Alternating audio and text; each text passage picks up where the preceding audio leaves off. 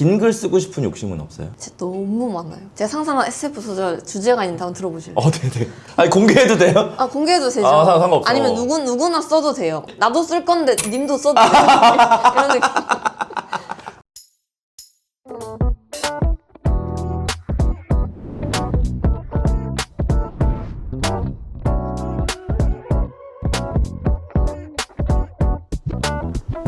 네, 안녕하세요. 출판사 무제 유튜브 채널에 와주신 여러분 감사합니다. 오늘도 이렇게 뜬금없는 날에 뜬금없는 사람을 뜬금없이 초대하는 뜬금 초대석, 제가 이름을 붙여봤습니다. 뜬금 초대석.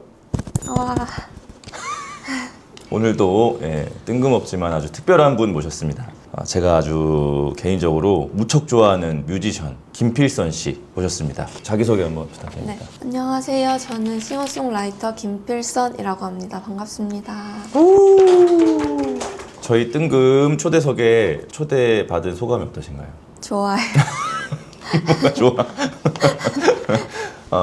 저희 촬영 전에 잠깐 얘기했지만 생각해보니까 뭔가 제가 일방적으로 아예 내가 모르는 사람한테 저희 유튜브에 한번 나와주실 수 있나요? 라고 한 첫 손님이신 것 같아요.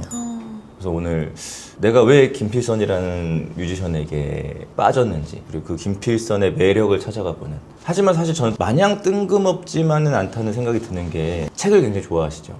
맞아요. 예, 그래서 출판사 무제 유튜브와는 뭐 그렇게 이상하진 않다. 맞아요. 이 채널에서 말씀을 나누는 게, 그 이야기도 이따가 좀 해볼 테고 본격적으로 한번 시작을 해보도록 하겠습니다.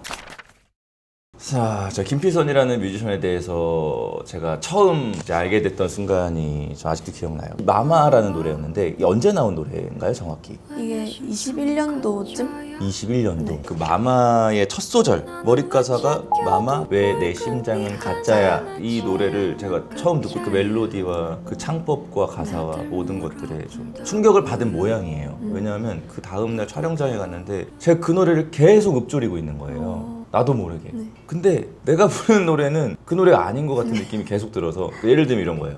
그 원래 그 멜로디 마마 내 심장은 가짜야. 그거죠. 네. 마마 왜 내 심장은 가짜.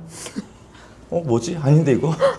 마마 왜 내 심장은 가짜. 아닌데? 하고 한 진짜 50번 해봤을 거예요. 근데 뭐가 아니지 하다가 나중에 이제 핸드폰으로 다시 들어보니까 생각보다 그 박자가 좀 어렵더라고요, 저한테. 그래서 원래는 어떻게 된다고요? 마마 왜 내 심장은 가짜야. 이거죠. 이 부분이 저는 너무 좋아서 그래서 이 노래가 요리 선배님이 좋아해 주셔서 한번 확 유명해졌던 시기도 있었잖아요. 마마 왜 내 심장은 가짜야. 나는 왜 찢겨도 붉은빛 하나 나지 않는 가짜야.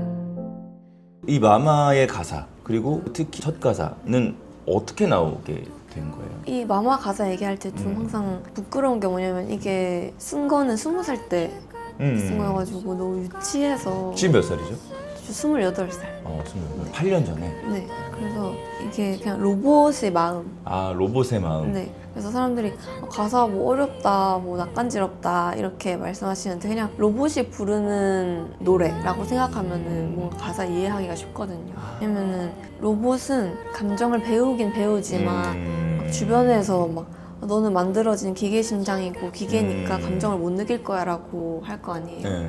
그러니까 나는 진짜 널 사랑하는 것 같은데 왜 내 심장은 가짜인 건지, 나는 왜 너한테 따뜻한 목소리를 들려줄 수가 없는 건지. 그래서 마마가 사실 엄마라기보다는 나를 만든 사람? 나를 기계로 만든 사람? 8년 전부터 이 어떤 대 AI 시대의 도래를 예측한 뮤지션이네요. 지금 그 논쟁이 항상 있잖아요.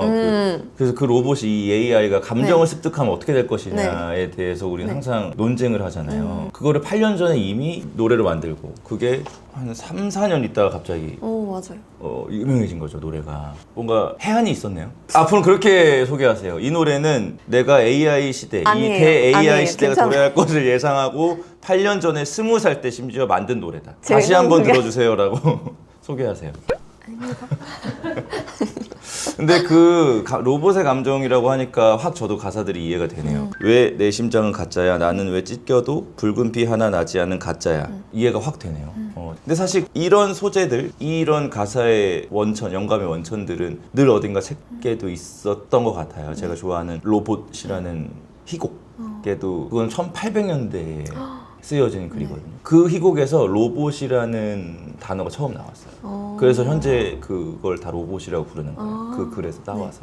근데 거기에도 로봇의 도덕성과 이 감정에 대해서 막 논하거든요. 그러니까 계속 우리는 그 기계들에게 감정이라는 것이 가능한가를 계속 궁금해하고 있었는데 김필선이라는 또 훌륭한 뮤지션이 그것들을 캐치해서 멜로디도 되게 좋잖아요. 감사합니다. 그래서 저는 이 마마를 듣고 김필선이라는 뮤지션에게 딱 꽂혔어요. 그래서 제가 이제 그 노래를 시작으로 여러 노래들을 찾아 듣기 시작했죠. 김필선이라는 뮤지션의 다른 음악도 듣고 싶어서. 근데 보통 그냥 제가 들었던 음악 기준 약간 두 가지로 나뉘는 것 같아요. 시적인 가사를 쓰는 사람이니까 나도 좀 시적인 표현을 해보자면 한쪽은 해가 뜨기 전에 새벽의 냄새가 난다. 그리고 또 한쪽은 해가 뜨고 난 후에 새벽의 냄새가 나는 노래들이다.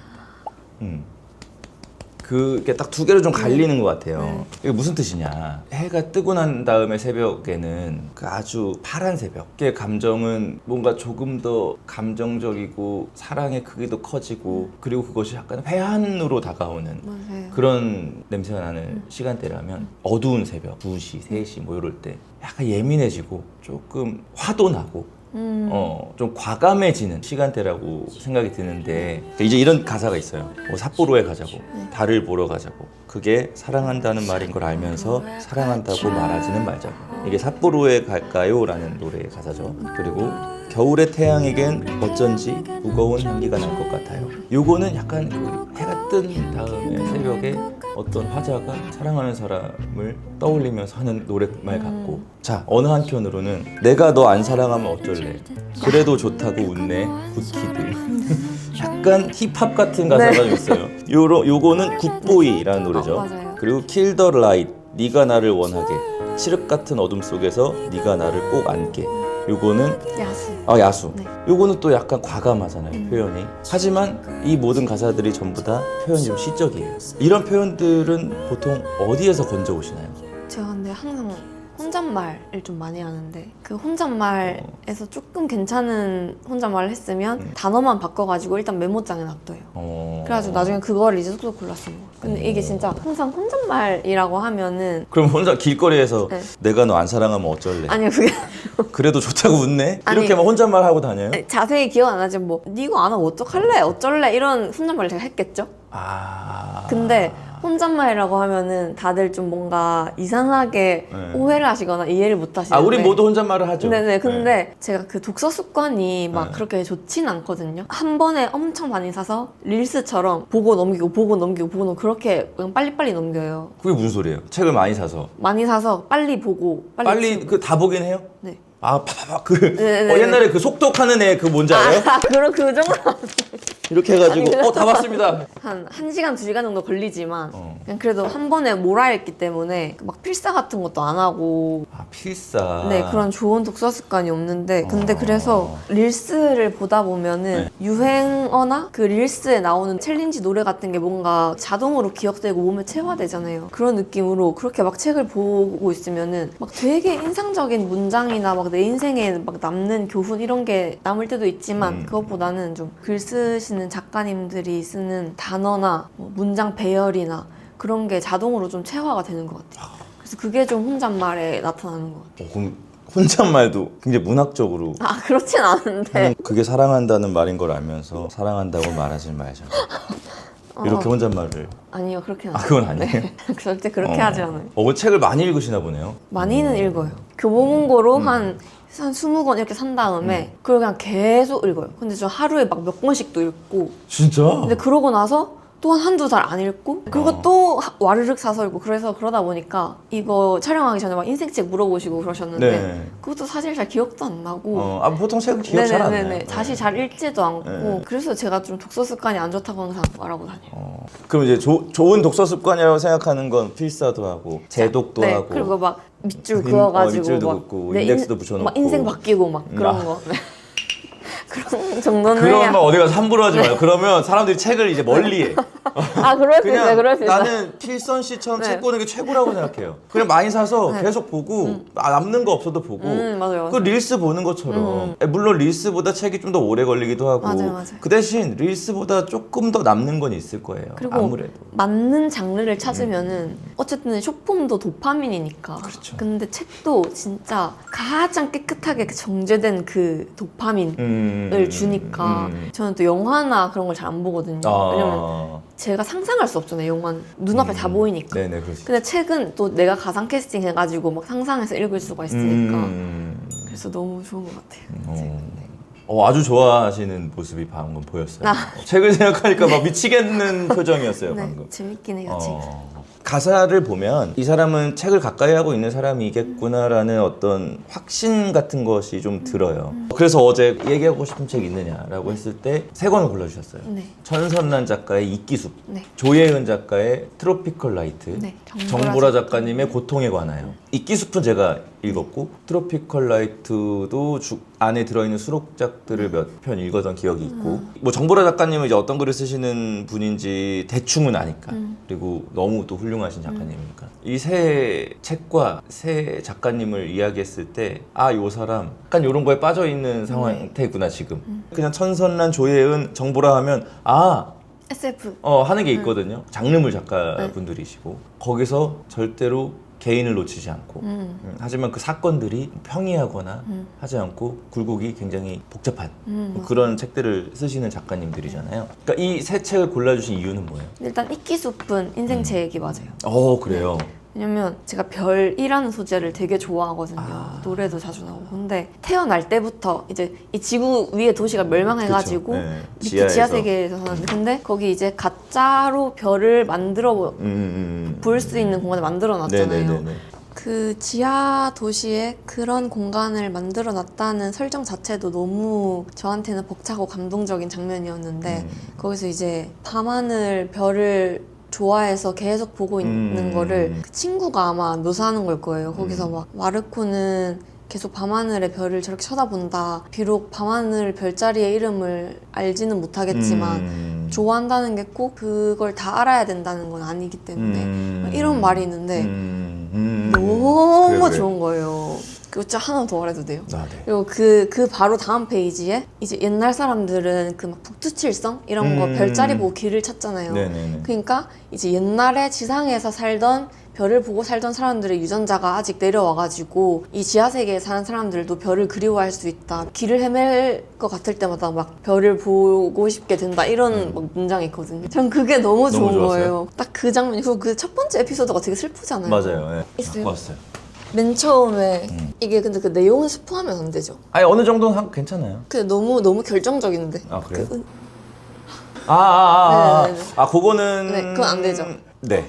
그러니까 네, 되게 그러면 책을 안 살 것 같아요. 사람들이. 네, 되게 슬픈 장면이 하나 있는데 어... 그것 때문에 왜냐면 이 지하 세계에서 살면서 너무 통제돼 있으니까 감정까지 통제당하다가 이 마르코라는 애가 처음으로 이제 사랑을 느끼는 그 장면에서 저는 희열을 느끼는데 그 사랑을 완전 차단해. 그래가지고 그저 하나만 더 얘기해서. 네네네 마음껏 하세요.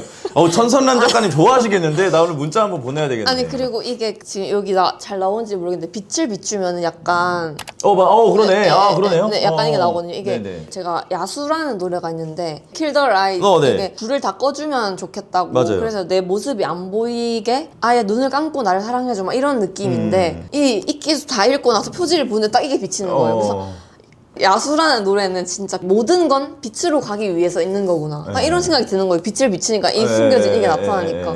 그래가지고 이끼숲을 통해서 흥분한 모습을 보여준 김필선 씨를 지금 지켜보고 계십니다. 네.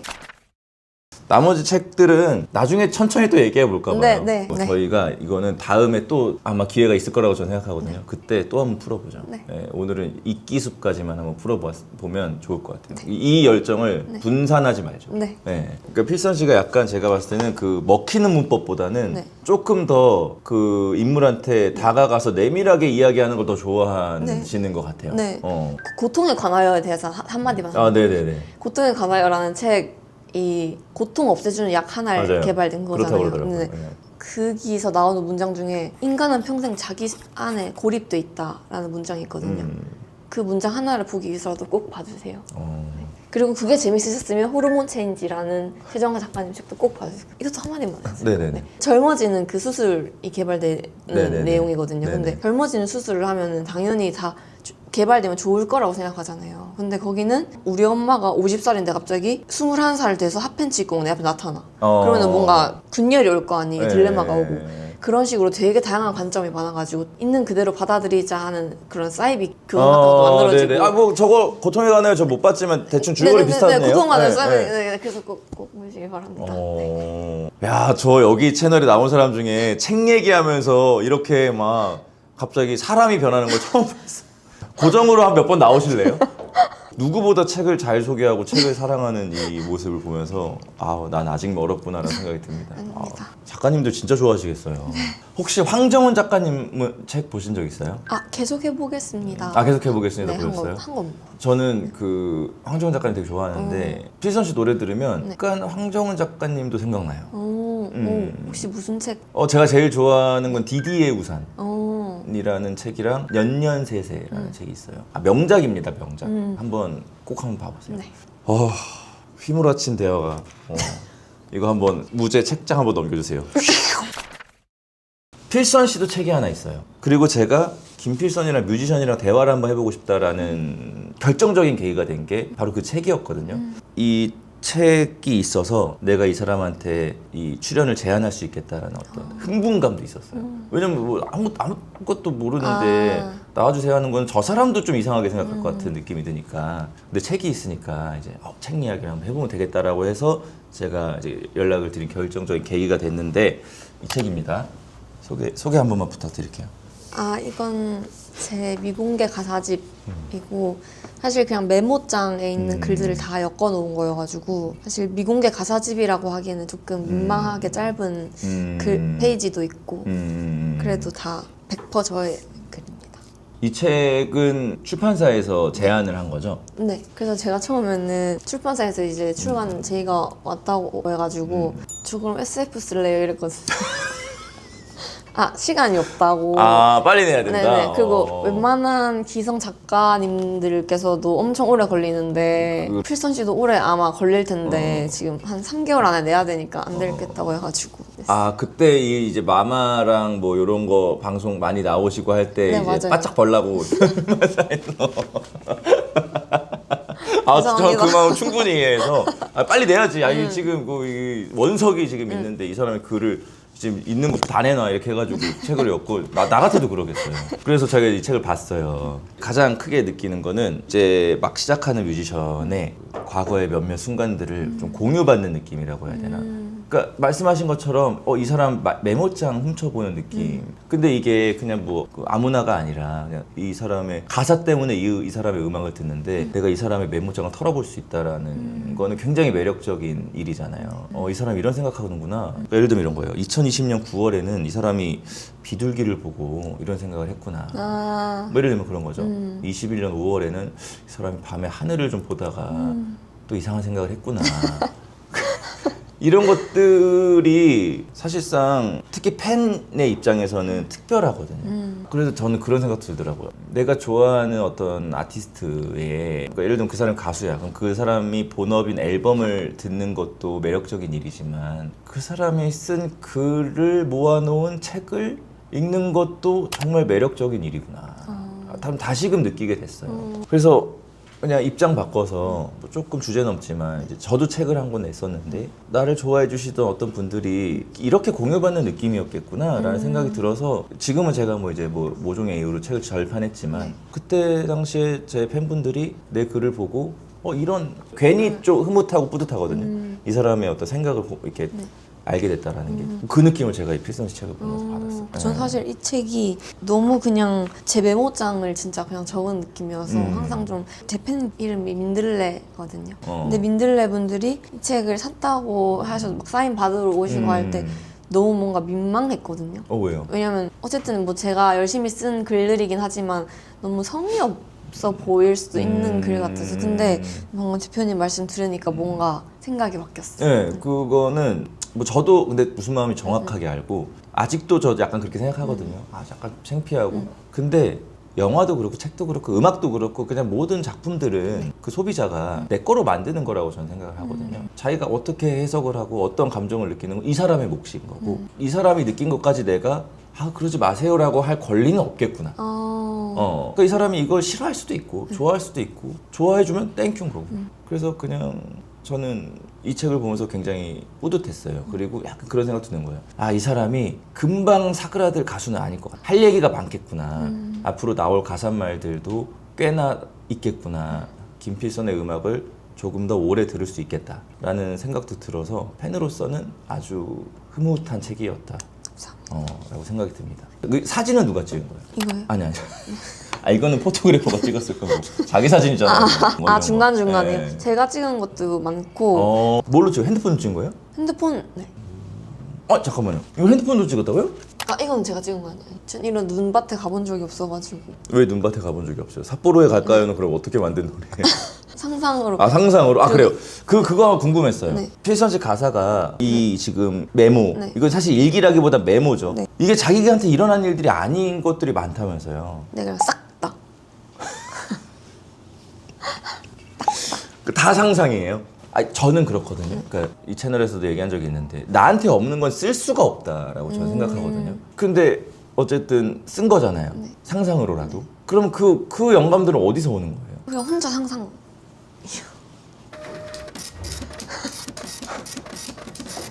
이 책을 제가 보면서 느꼈던 게 이 사람 진짜 20대 한 초중반에 진짜 가슴 찢어지는 이별 한번 했구나. 왜냐면 내가 공감을 했거든. 그 글에 와 내가 이 마음 알지. 내가 진짜 이 기분 알지 하면서 공감을 쫙 하고 물어봤는데 아닌데요 라고 해가지고 약간 배신감을 네. 느꼈었어요. 아니 오히려 근데 연애를 해보거나 사랑을 해봤으면 더 못 쓸 것 같은데 뭔가 엄청 현실적으로 되지 않을까요? 너무 현실적으로 쓰여 있어서 제가 공감을 그래요? 한 거예요. 그러니까 그 마음을 그걸 느껴보지 않은 사람이 쓸 수 있는 건가? 라는 생각이 드니까 저는 확신을 한 거죠. 이 사람 이별했네. 이별했어. 라고 생각했는데 아니라고 하니까 그럼 이 사람의 상상력은 도대체 어디까지 뻗치는 것이고 그 순간에 몰입까지 한다는 거잖아요. 근데 전 초딩 때부터 계속 뭐 자기 전에 뭔가 상상하면서 상상극하거나 상상하면서 자는 게 그냥 습관이었어요. 그게 막 뭐 영재적인 상상 그런 게 아니고 뭐 예를 들어서 뭐 아이돌 그룹 누구가 나 막 좋아해서 막 내가 거기 막 매니저로 취직해서 막 그런 상상. 그럼 그런 순간 막 몰입을 해요? 그 네, 매니저로? 몰입해가지고 막 나 괴롭히는 애도 있고 난 그 막 상황 타파하고 사랑 되찾고 이런 거 공감하시는 분이 분명히 있으실 거예요. 오 신기합니다. 그런 상상들 속에서도 다 감정이 느껴지고. 그렇구나. 그래서 제가 이거 다음 질문으로 써왔던 건데 김필선의 음악을 듣고 있으면 이 사람 음악 되게 특이한 게 노랫말 자체가 방금 얘기한 것처럼 엄청난 몰입에서 나온 거라 그런지 노래할 때 크게 몰입하는 것 같지 않거든요. 제가 봤을 때 막 몰입해서 부르는 것 같지가 않고 그냥 자기가 적어놓은 그 노랫말을 그냥 툭 부르는 느낌을 저는 좀 받아요. 그런데도 불구하고 거기에 확 끌리니까 제가 김필선의 노래를 계속 듣는 거겠죠.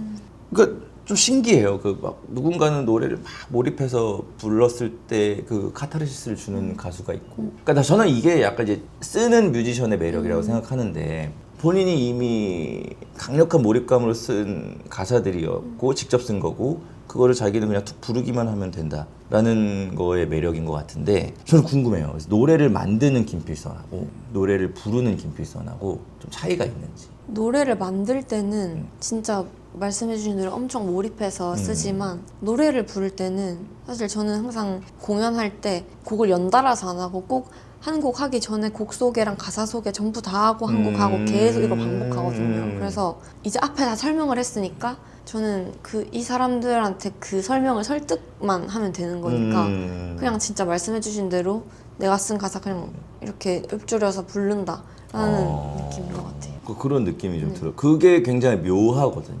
그러니까 영화로 치면 그 블록버스터 영화를 보면서 사람들이 막 가슴이 뜨거워지는 게 있고 그냥 아무 일도 안 일어나는데 막 자연스럽게 내 가슴이 뜨거워질 때가 있거든요. 이제 후자인 것 같다. 김필선의 음악은. 긴 글 쓰고 싶은 욕심은 없어요? 진짜 너무 많아요. 진짜 많아요. 제가 상상한 SF 소설 주제가 있는데 한번 들어보실래요? 네네. 아니 공개해도 돼요? 공개해도 되죠. 상관없어. 아니면 누구나 써도 돼요. 그래요? 나도 쓸 건데 님도 써도 돼요. 이런 느낌.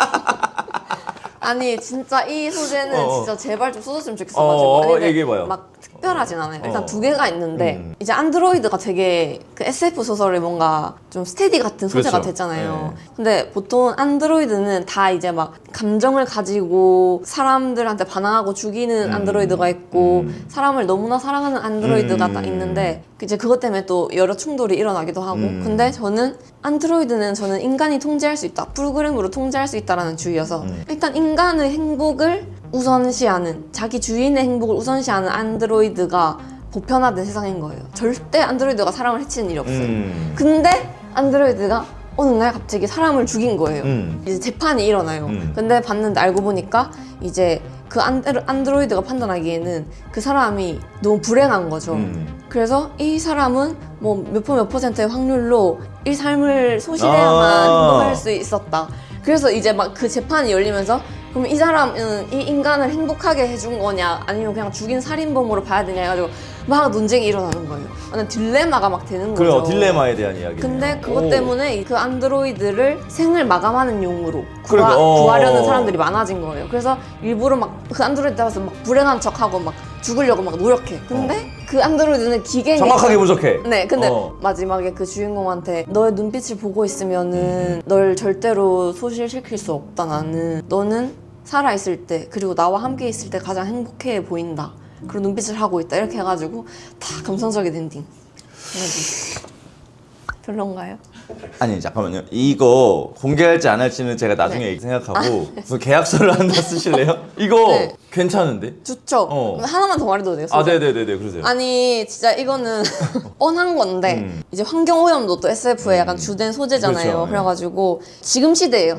미래 시대가 아니고 지금 시대 2025년 이 정도인데 보고학자라고 하나? 그 막 뭘 발굴해요. 발굴했는데 무덤을 막 파헤쳤는데 문양이 되게 이상해요. 그래서 어떤 그 파는 정비공이 카메라로 그냥 신기하니까 딱 찍었는데 그게 알고 보니까 QR코드인 거예요. 그래가지고 인식이 돼. 그 QR코드를 찍으면 그냥 막 바다를 찍는 영상이 나와요. 근데 알고 보니까 막 타임루프랑 막 이리저리 섞여가지고 아무튼 묘비의 그 문양이 QR코드여서 일어나는 어떤 타임루프물 그 영상이 나오는 게 녹화된 바다 영상인지 라이브 되고 있는 바다 영상인지를 모르는 거예요. 그거를 찾아 헤매면서 일어나는 어떤 옴니버스식의 얘기인 거예요. 이거는 좀 아까운가 봐요. 자세히 얘기 안 해주네요. 아니 이건 사실 그냥 묘비의 QR코드가 그 킥이구나. 네, 그것만 생각이 나서 이건 오랜 고민을 안 한 소재여가지고. 그러면 앞에 거는 우선 공개하지 않고 뒤에 거만 나가고 앞에 거는 우리랑 일단 자세히 얘기해 봅시다. 앞에 거는 꽤 시의성이 있는 주제예요. 그쵸? 네. 전 사람을 딜레마에 빠지게 하는 책이 그거라고 생각하거든요. 생각할 거리가 있는. 천선란 작가랑 잘 맞겠는데? 천선란 쪽이네. 네. 긴 글 써보고 싶은 생각은 없어요. 한 줄이었거든요. 대답이 이거 어마어마한 대답이 나와서 나 저 지금 약간 놀랬어요. 네. 아유 최고. 제가 모르긴 몰라도 이런 김필선의 모습을 처음 보는 것 같은 느낌도 좀 들고 아무튼 뭐 너무 좋습니다. 자, 음악 얘기 좀 해볼게요. 네. 그 얼마 전에 원앤온이라는 레이블에서 네. 엘라이크라는 DJ와 두 곡의 노래를 내셨어요. 네. 한 곡이 악당, 또 한 곡이 낙하사탕. 네. 제가 그 음악을 꽤 오래 기다렸습니다. 그 프로젝트를 한다라는 게 거의 1년 전이었을 거예요. 맞아요. 그죠? 그런데도 왜 아냐면 제가 공교롭게도 엘라이크라는 DJ와 김필선이라는 뮤지션을 동시에 좋아하고 있어서 이게 무슨 일이야 하고 봤거든요. 네. 근데 원앤온이라는 레이블에서 음악을 만든다고 해서 진짜 오래 기다려서 이번 4월 1일에 그게 나와서 들었죠. 정말 여러분 이 음악은 꼭 들어보셨으면 좋겠다. 악당이라는 노래가 있거든요. 4월 1일 날 나왔고 필선 씨가 노래를 하고 더보이즈가 랩을 하고 그리고 이제 이번 트랙이 낙하사탕. 네. 그 노래는 필선 씨가 노래를 하고 더 콰이엇이 네. 랩을 했죠. 네. 그리고 이제 그 두 곡 다 엘라이크가 비트를 만들고 DJ 솔로가 있고. 네. 정말 이 노래는 지금 뭐 많은 분들이 찾아 듣고 계실 테지만 더 많은 사람이 찾아 들어야 된다. 저는 이거 약간 이 음악을 들었을 때 그런 책임감이 생겼어요. 내가 뭐라고. 근데 진짜 저를 좋아해 주시는 분들이라던가 출판사 무제 채널을 좋아해 주시는 분들은 꼭 한번 이 두 곡을 들어보셨으면 하는 바람이 있습니다. 그 노래 좋아하세요? 그 두 곡의 노래? 네. 제목 두 개 다 제가 지었거든요. 그러니까 그랬다고 그러면서요. 그 악당이라는 단어는 피선 씨의 노랫말에 나오고 낙하사탕이라는 노랫말에 또 나오던가요? 아니요, 그거는 정말 순수한 어떤 사람을 정말 사랑 많이 해보고 타락한 그런 사람이 나는 너가 있는 거기까지 안 올라갈 거고 내가 있는 여기까지 내려와 하면서 사탕을 주면서 유혹하는 그런 느낌이어가지고. 그래서 낙하사탕. 네, 왜냐면 국밥집 계산대 박하사탕 있잖아요. 네. 하나씩 먹으라고. 그래서 박하랑 낙하랑 그게 비슷하니까 네. 유혹하는 사탕이기도 하고 그래서 낙하사탕. 근데 낙하사탕에서 나빴던 그 화자가 악당의 화자로 변한다고 생각하고 들으시면은 뭔가 이해가 잘. 네. 다시 한번 들어볼게요. 두 곡 다 후주가 길어요. 그죠? 후주가 뭐 그 노래 끝나고 한 40초? 네. 그 노랫말이 안 나와. 네. 가사 더 듣고 싶은데 왜 노래가 안 나오지? 라고 했는데 알고 봤더니 그 파트가 엘라이크의 DJ 솔로였다. 네. 그리고 낙하사탕에서는 그게 이제 그 떨어지고 있는 네. 사람의 시점으로 네. 생각하면 그 DJ 솔로가 아주 특별하게 다가올 것이다. 네. 왜냐면 낙하사탕은 바로 아예 다른 비트로 전환이 맞아요. 노래가 좀 되는데, 바뀌어요. 네. 그게 이렇게 막 낙하할 때 이렇게 막 머리도 휘날리고 뭔가 막 돌도 채이고 막 그렇게 막 치열하게 뭔가 지나갈 거 아니에요. 그래서 옆으로 딱 그 느낌이 묘하게 상쾌한 느낌으로 딱 들리면서 되게 저는 개인적으로 낙하사탕에서 킥이라고 생각해요. 뮤직비디오를 제가 둘 다 봤어요. 네. 그 원앤온 레이블의 그 일루민이라는 분이 저랑 아는 친구예요. 네. 그 뮤직비디오 감독이고. 근데 몰랐어요. 저는 그 친구가 오랜만에 연락 와가지고 그 음악 얘기를 하길래 얘가 넌지 몰라. 그 뭐 그런 레이블을 차리고 이런 걸 몰랐었기 때문에. 근데 그 친구가 지금 이 조합을 만들었다라는 거에 또 한 번 경외심을 느꼈는데. 그러니까 어떤 식이냐면 스튜디오 하나에서 검은 천을 쫙 깔아놓고 엘라이크가 이렇게 뒤에서 연주를 하고 있지. 이렇게 연주를 하고 있으면 김필선이 귀신처럼 앉아있다 가만히. 그러면 한 10대 명의 비보이가 확 여기서 막 춤을 춰. 그래서 맞아요. 정확해요. 확 하면 막 뒤로 막 효과들이 막 흐르고. 그러니까 그걸 보면서 영리하다라는 생각을 했어요. 저는 뮤직비디오의 그 선택들도 굉장히 탁월했다고 생각이 들고 이 음악은 좀 더 많은 사람들이 그냥 좀 찾아서 들어줬으면 좋겠다라는 어떤 막 그 응원의 마음이 좀 들어서 좀 이렇게 길게 설명을 했어요. 뭐 필선 씨한테 떨어지는 게 많지는 않겠지만 아니. 네, 그래도 뭔가 또 음악이 좋은데 그 음악을 나만 알고 있으면 속상하잖아요. 그 필선 씨는 혹시 자기 음악 중에 뭐 이제 뭐 유명한 노래들 뭐 마마나 삿포로에 갈까요나 뭐 이런 음악들 말고 팬분들이나 시청자분들이 이 노래는 한번 좀 들어봐 주셨으면 좋겠다는 음악 있어요? 두 곡. 들꽃이라는. 네네네. 그 잡초에 관한 네네네. 그거죠? 네네 알아요. 그거랑 공항로라는. 네네네네. 그 노래도 알아요. 네. 이거 두 개를 제일 저 노래를 모르시는 분들이 있다면 한번 소개해드리고 싶어요. 왜요? 왜냐면 그냥 가사가 그 노래 두 개가 정말 담백하게 그 당시에 제가 생각했던 것들을 잘 쓴 그런 느낌이어가지고. 제 공항로 가사는 정확하게 생각이 안 나는데 들꽃은 저도 책에도 있어요. 그죠? 네네, 맞아요. 잡초를 사람들이 밟아도 쓰러지지 않는 이미지로 생각하는데 잡초 자체가 아름다움을 갖고 있다라는 것은 사람들이 얘기하지 않는다라는 거죠. 네. 저 진짜 꼼꼼히 읽었죠. 네. 그래서 저 그 부분에 되게 인상적이어서 이 사람 굉장히 배려하는 사람이겠구나라는 생각도 저는 좀 들었거든요. 그 파트에서. 그 노래 한번 꼭 여러분들 들어보셨으면 좋겠고. 왜냐면 그게 잡초의 입장이거든요. 그렇죠. 네, 근데 심지어 제목도 들꽃이라서 진짜 잡초는 소외된 느낌이고, 그리고 사실 내가 만약에 잡초로 태어났으면은 밟아도 끄떡없다라는 말만 들었을 살 때 내 인생의, 내 삶의 가치를, 내 삶의 아름다움을 내가 어떻게 찾아갈 수 있을까, 정의할 수 있을까 생각하다가 그래도 나는 남들에게 다정하잖아. 그래도 나는 여기에서 초록색으로 숨쉬고 있잖아. 이런 것들을 그렇게 찾아가는 것까지도 끄떡없는 잡초의 심성이기도 하지만 어쨌든 그런 걸 다 함축해서 담백하게 담아 또 그래서 또 잡초가 눈에 밟히기도 하고 전 또 제가 쓴 노래 화자들을 되게 불쌍해하는 편이거든요. 그래서 거기에 잡초가 되게 안쓰럽기도 하고 그래서 들꽃 좋아해요. 제가 그런 의미에서 저는 까만 고양이 되게 좋아하거든요. 이거 왜 좋아하냐면 그냥 그것도 책 보고 그냥 그런 마음이 든 건데 까만 고양이 파트에 옆에 보면은 행복한 순간이 정확하게 기억이 난다라고 네. 하면서 밤에 뭐 일어났는데 엄마 네. 아빠도 같이 일어나서 네. 뭐 이렇게 집안에서 일어났던 소소한 소동 네네. 그때가 되게 행복했다라는 네. 기억이 있으면서 그 까만 고양이 파티 그 말이 있어요. 그래서 이 필선 씨 음악도 좋아하고 이 책도 보고 하는 와중에 그냥 이 사람은 계속해서 마음고생을 하는 사람 같다라는 생각이 들었었거든요. 그 마음을 베풀고 쓰고 혹은 상처받고 이런 사람인 것 같은 이미지를 이제 느끼는데 이 사람이 행복해서 쓴 노래라는 거에 되게 마음이 가는 거예요. 네. 그래서 이 노래가 나는 김필선이라는 뮤지션의 숨쉴 구멍일 수도 있겠다라는 생각이 들어서 이 노래 되게 응원하게 되더라고요. 감사합니다. 그런 면에서 또 까만 고양이도 한번 들어봐 주시면 감사하겠습니다.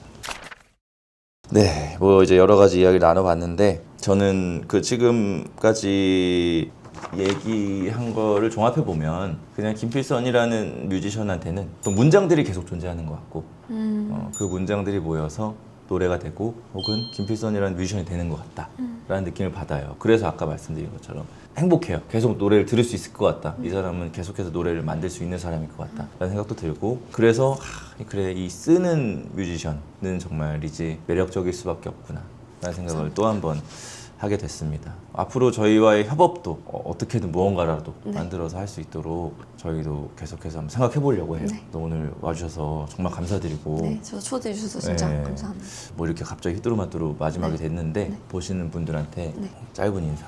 저는 싱어송라이터 김필선이었고요. 마마가 가장 유명하긴 한데 다른 노래도 좋은 거 많이 있어가지고 들어주시면 감사하겠습니다. 그리고 출판사 무제랑도 자주 협업할 수 있게 댓글로 도와주세요. 감사합니다. 제가 이 유튜브 하면서 그 말을 아예 안 하거든요. 네. 흔히 말하는 좆댓구알 있죠. 네.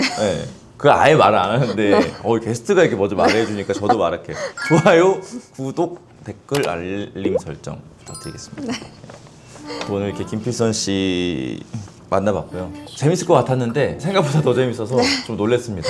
아무튼 잘해서 재밌는 영상 만들어 보도록 하겠습니다. 마지막으로 인사드리면서 끝내겠습니다. 봐주셔서 감사합니다. 감사합니다. 다들 물어본다고요. 너도 겨울을 아냐고. 고생하셨습니다. 네, 수고하셨습니다. 진짜 재밌다. 너무 재밌었어요.